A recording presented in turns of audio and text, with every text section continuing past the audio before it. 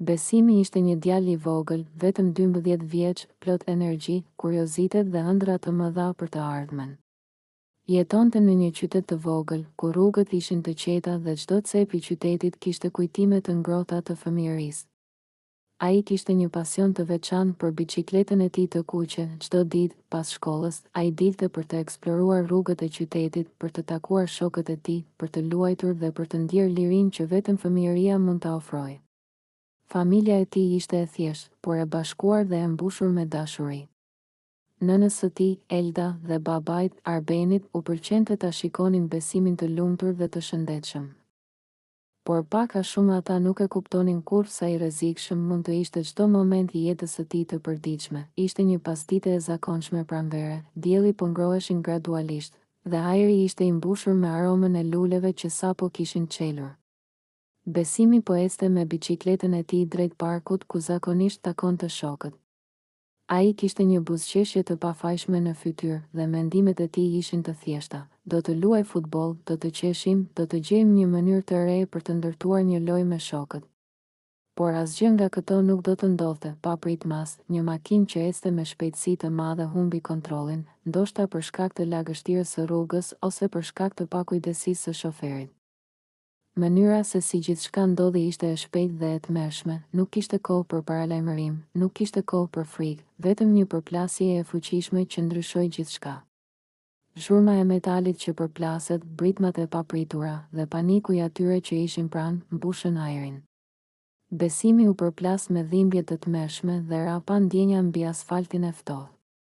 Në atë moment, botët e tij u ndalën, fëmijëria, loja, ëndrat, të gjitha u bën një copë e vogël e shpërndar që askush nuk mund të rikuperonte menjëherë. Familja e tij u la e shokuar nga lajmi. Nënës së tij i dridheshin duart dhe babai i tij qëndronte pa fjalë, i hutuar dhe i pafuqishëm. Ambulanca mbërriti shpejt dhe mjekët bën gjithçka që mundën për të shpëtuar jetën e Besimit. Por pas orëve të para të panikut dhe përpjekjeve intensive mjekësore, realiteti i hidhur doli në pa. Besimi kishte rënë në koma të thellë. Mjekët u përpoqën të jenë sa më të sinqertë, por fjalia që e shkatërroi familjen ishte e qartë. Shanset që ai të zgjohet janë minimale.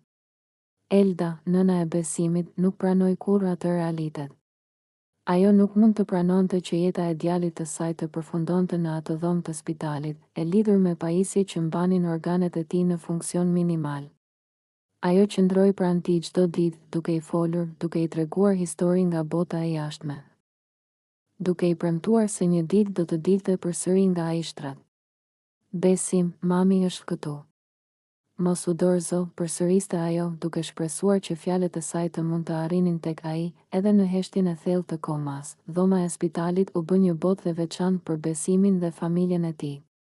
Monitorët, tubat dhe pajisjet e mjekimit ishin lidhja e tij me jetën. Çdo zhurmë, çdo dritë që ndizte, çdo ndryshim i ritmit të zemrës, për familjen ishte një sinjal shprese. Por për çdo ditë që kalonte, mundësia që ai të zgjidhej dukej më e largët. Shumë herë mjekët i këshillonin se po humbiste kohë, se shanset ishin minimale. Por Elda nuk hoqi kurrë dorë. Çdo ditë ishte një betejë për shpresë, një përpjekje për të bindur botën dhe fatin që Besimi nuk do të lindte botën kaq shpejt. Gjatë këtyre momenteve të hershme, babai i tij dhe motrat e tij mësuan të jetojnë me një realitet të dhimbshëm, ku çdo ditë ishte një sfidë e re. Ata mbështesnin nënën, shpresonin dhe luteshin, duke besuar se dashuria dhe përkushtimi mund të krijonin një mrekulli. Dhe për Besimin, edhe pse ai ishte i heshtur dhe i pandryshueshëm për momentin, bota nuk kishte përfunduar për të. Kanë kaluar 15 vite. 15 vite heshtje, përkushtim, lot, lutje dhe shpresë. Dhoma e Besimit kishte parë më shumë ditë errësire se sa çdo dhomë tjetër në spital. Ishte një dhomë që i mbante të ngujuara kujtimet, fjalët, premtimet dhe dhimbjen e një familjeje të tërë. Por ishte edhe dhoma ku dashuria nuk u shua kurrë. Besimi tani ishte 27 vjeç. Trupi i tij kishte ndryshuar, por fytyra e tij mbante ende atë butësinë që kishte kur ishte fëmijë. Edhe pse e shtrirë për vite të tëra, pamja e tij ishte kujdesur me përpikmëri nga nëna, infermierët dhe motrat. Ata lanë, krehen, ndëruan, ushqyen dhe i komunikuan çdo ditë sikur ai t'i dëgjonte, dhe ndoshta Ai dëgjonte, ajo pasdite e zakonshme filloi si të gjitha të tjerat. Elda hyri në dhomë me një buqet të vogël lulesh që kishte sjell nga tregu i qytetit. Ajo gjithmonë i sillte lule besimit, duke besuar se aroma e tyre do të sillte një copës jetë në dhomën e tij të heshtur. Besim, mami erdhi, tha ajo ngadalë, me një buzëqeshje të lodhur por të sinqert. Ajo ul pranë shtratit dhe nisi t'i tregonte për një ngjarje të vogël në lagje, si çdo ditë. I fliste për njerëzit, për motrat e tij që tani ishin rritur dhe punonin, për babain që akoma punonte 2 punë për të përballuar kostot e trajtimit. E fliste se si bota kishte ndryshuar plotësisht, por dhoma e tij ishte e njëjtë, dhe pastaj ndodhi, ndërkohë që Elda po fshinte me kujdes duart e tij, ajo ndjeu diçka të vogël. Një lëvizje të lehtë. E para mendoi se ishte imagjinat. Preku sërish dorën e tij. Lëvizja përsëritet, shumë e lehtë, por e vërtet, zemra e saj nisi të rritë shpejt. Besim. Përshpëriti ajo, duke mos ditur nëse duhej të friksoj apo të gëzoj. Ajo u ngrit me nxitim, duke shtypur butonin e thirrjes së infermierëve. Ju lutem. Vini shpejt. Bërtiti ajo, me zërin që i dridhej, infermierët hynë menjëherë dhe pan monitorin e zemrës së Besimit. Ritmi ishte i çrregullt. Jo rrezik, por aktivitet. Ka aktivitet të ri neurologjik, tha një prej tyre, me sy të zgjeruar. Fjalët që Elda kishte ëndërruar për 15 vite i goditën zemrën si rrufe, disa minuta më vonë. Dhoma u mbush me mjek. Të gjithë shikonin njëri tjetrin, të hutuar dhe të emocionuar. Ky është një reagim i ri, tha njëri prej tyre. Nuk ishte më një trup i heshtur. Jo sot, Elda u afrua ngadalë, me lot që i rridhnin në faqe. Besim. Nëse më dëgjon. Nëse më ndjen. Të lutem. Kthehu te ne. Dhe atëherë ai e bëri, sytë e tij, që për 15 vite kishin qëndruar të mbyllur, nisën të dridheshin lehtë. Qepallat u hapën pak. Vetëm pak. Salla u mbush me heshtje të thellë. Mjekët ngrin.